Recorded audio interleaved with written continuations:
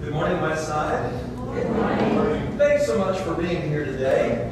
I hope your past week was good and that the one upcoming is even better. I appreciate your presence here on Sundays. Some say it is easy to get out of the habit of attending weekly church services. Though it's difficult to be right all the time, they may be right about that. But I believe everyone loses when you are not present here most Sundays. The community is not enriched as much as it could be, and the community is unable to offer you anything at all if you're not here. So thank you for coming and choosing to be present today. Frederick Douglass, the author of the words we use for our responsive reading, knew something about challenging the beliefs of individuals or of an entire society that for a long time believed strongly in something that was entirely wrong.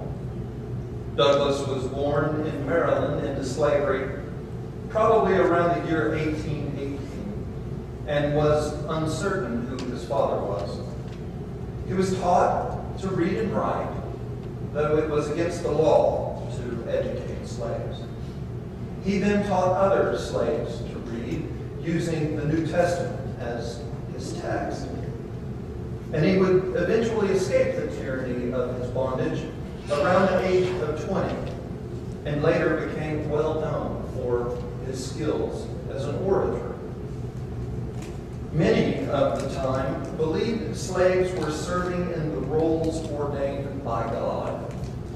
They used the same book that Douglass used to teach other slaves to read as evidence that slaves should be content with their lot in life and do whatever the slave master said. They said that slaves were built for the work demanded of them, and they were simply not intelligent enough to do much of anything else. This argument had difficulty holding water when Frederick Douglass and many other former slaves showed what they could do with even a modest amount of attention and education. Yet many well-educated, upstanding people of the day believed themselves to be right when arguing in favor of slavery. It's hard to imagine today, isn't it? In fact, if we look into our own family history, many of us likely have ancestors who were slaveholders or who believe things about other human beings none of us would ascribe to today. Human beings in general, for much of history, have often been wrong. We are wrong a great deal and on a wide variety of issues. And yet we can be so sure that we are right, that our thinking is better than the person with whom we may be having a heated debate. The truth is, however, that we may individually be right on any number of things. We may have studied, thought through, and come to the conclusion that is correct. And yet still, even we can be wrong at times. Many of us in this room are probably often correct when it comes to reason, science, and regularly with social issues. It often feels like the rest of society takes a while to catch up with us on matters of that nature. Evolution, global warming, same-sex marriage are still being debated in society at large, while we, for the most part, have already settled these kinds of issues in our minds. Yet, while perhaps we are often correct on many issues where science backs us up, even we can sometimes become very certain we are right on just about everything, even things that are more ambiguous in nature. And let me say before I go any further that I am in the same boat. There are some things I believe very strongly I'm right about, and while I hope evidence could sway me in another direction, even if it contradicted my beliefs, I know it would be a very hard sell to change my mind sometimes. I'll stick to my guns, so to speak, even when there may come a time when I should let go. But I have learned, as have many of you, that the more I understand, the less I realize I actually know. And that when I can bear it, humility comes better for me in advance rather than later in retrospect. I cannot always do that, unfortunately, be humble when I should be, which is most of the time. But I'd like to think that I'm getting better at this as I age. We all have the ability to be certain, even when we're wrong.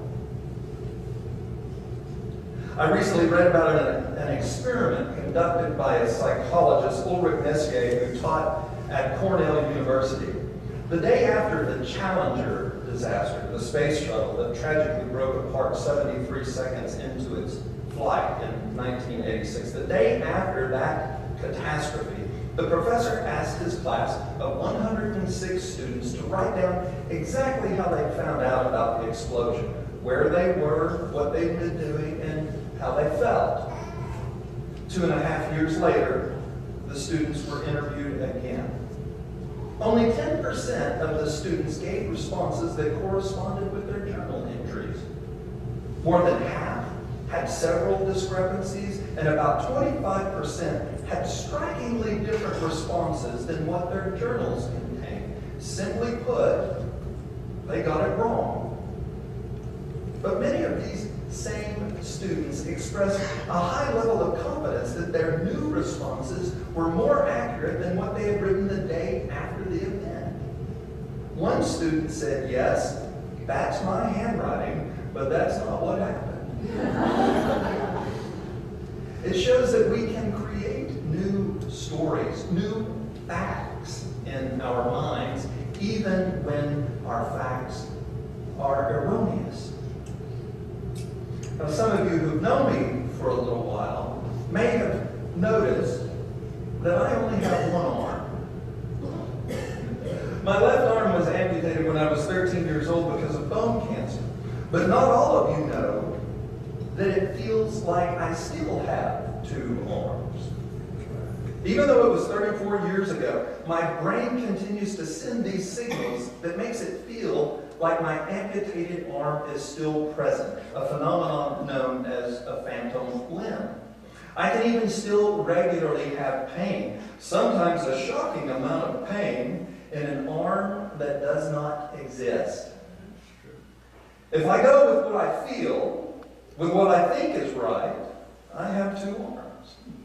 But if I look at the evidence, it's fairly clear I do not.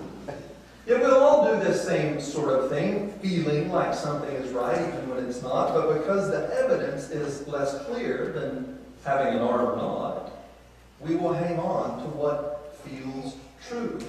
This happens all the time in churches and in all areas of life. We think, we feel, we know what is right and what is best, and yet we really don't know. One of the most refreshing conversations I've had occurred not too long ago, and I hope she doesn't mind me bringing it up, but it was with a new member of Westside, relatively speaking, Annie Furster.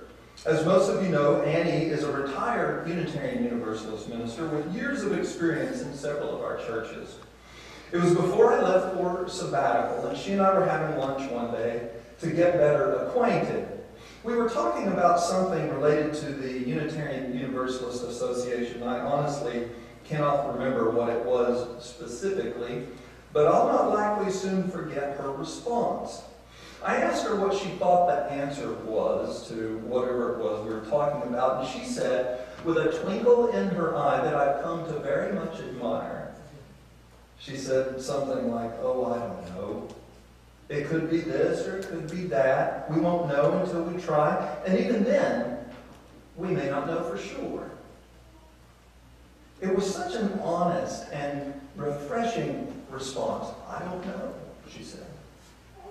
At a time where everyone seems so sure of themselves, from the talking heads on television to the people I meet for the very first time to my friends outside of Westside. Everyone seems to think they are right on just about everything.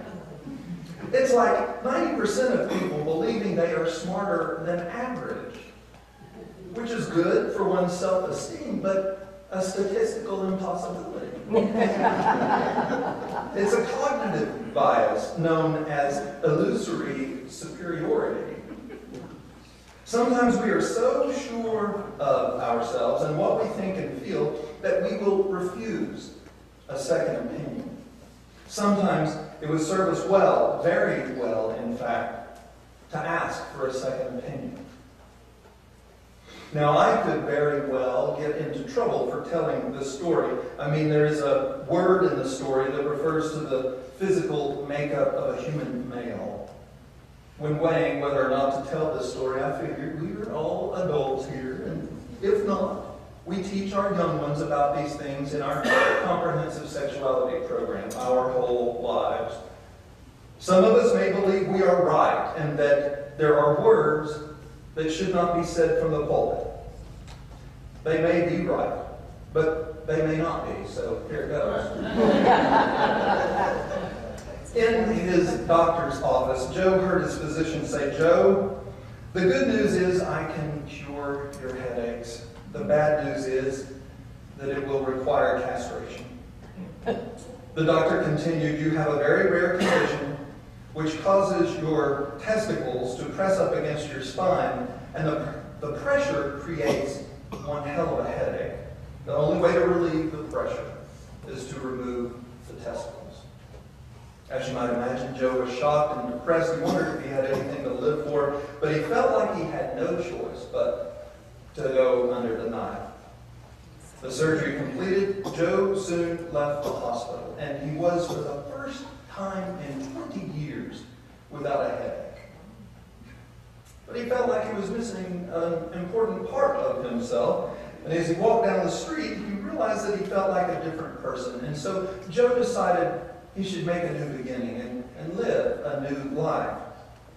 He saw a men's clothing store and thought, "That's what I need, a new suit." He entered the shop and he told the salesman, "I'd like a new suit." The elderly tailor eyed him briefly and said, "Let's see, size 44 long." Joe laughed. "That's right. How did you know?" The tailor responded, "Been in the business 60 years."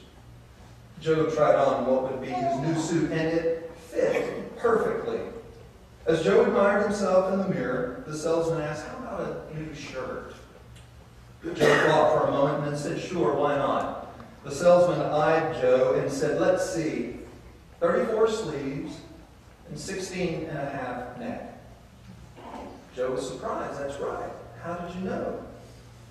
"Been in the business 60 years, said the tailor.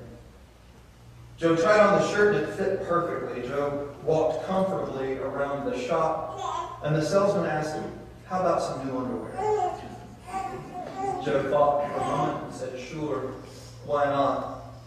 The salesman said, "Let's see, you're a size 34. Joe laughed and he said, "Aha, I got you. I've worn a size 32 since I was 18 years old." The salesman shook his head and he said, "You can't wear a size 32. A size 32 would press your testicles up against the base of your spine and give you one hell of a headache."